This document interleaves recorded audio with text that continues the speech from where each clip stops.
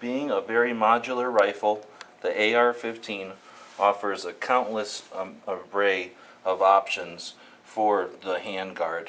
In other words, the parts that shroud the barrel to give your hand a place to hold on to without getting burnt, but also a place to mount lights, bipods, forward grips, and any other accessories that you might need for the intended use of your rifle.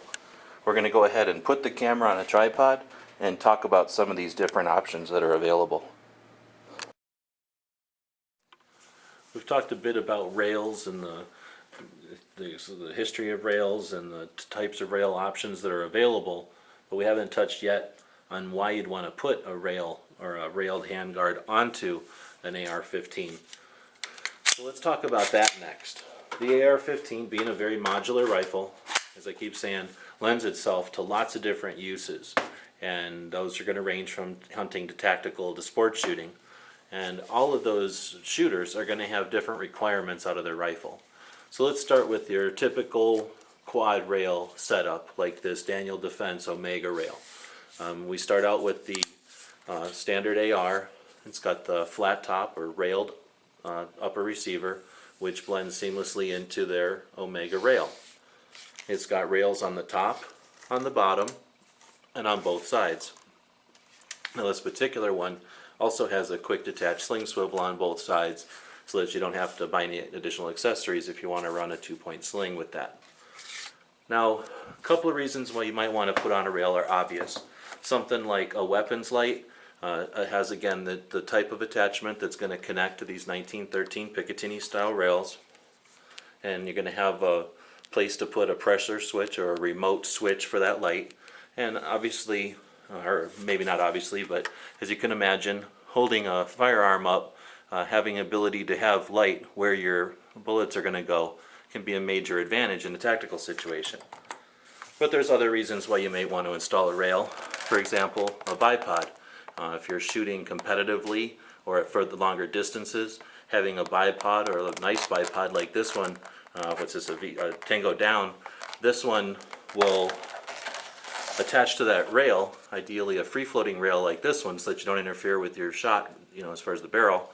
But it can fold up and fold out of the way, and when necessary be a good, strong, sturdy bipod for the shooter. But some other things, like your forward grips, you can see that the slot in the grip corresponds with the shape of the rail, and it's easy enough to slide on and then tighten into place.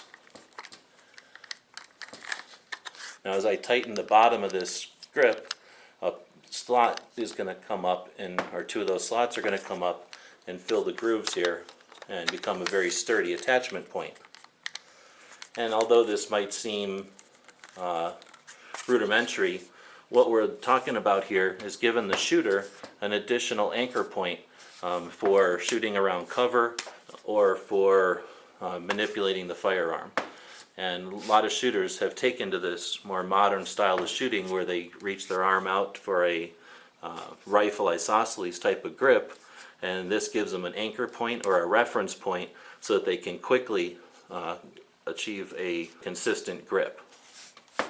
Now, why I say these are sort of innovative is because these forward handguard or these forward pistol grips were around, before rails were really popular.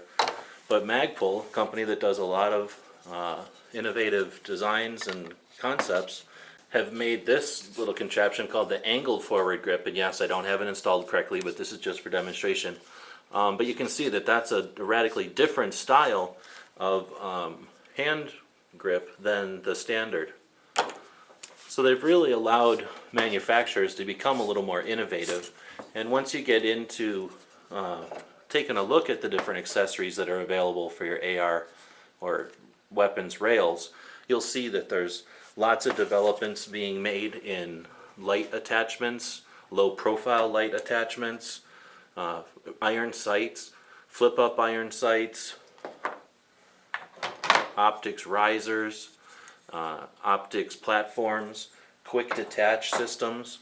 so that accessories can be quickly attached and removed. And that might be important for something like an infrared laser that's only used at night, or perhaps a magnifier that might sit behind your red dot optic. So there's a lot of options for accessories on these rails.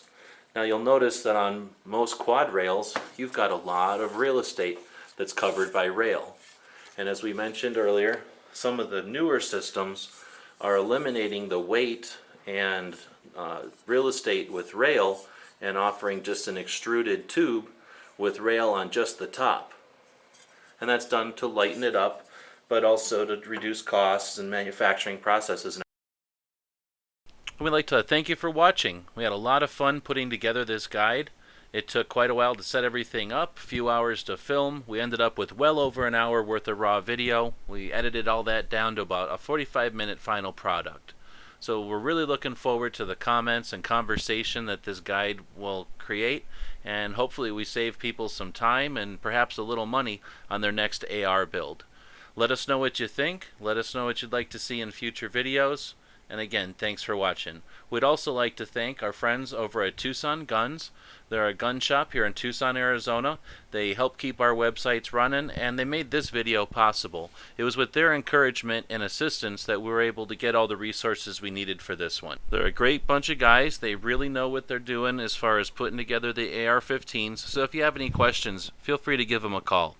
Thanks again.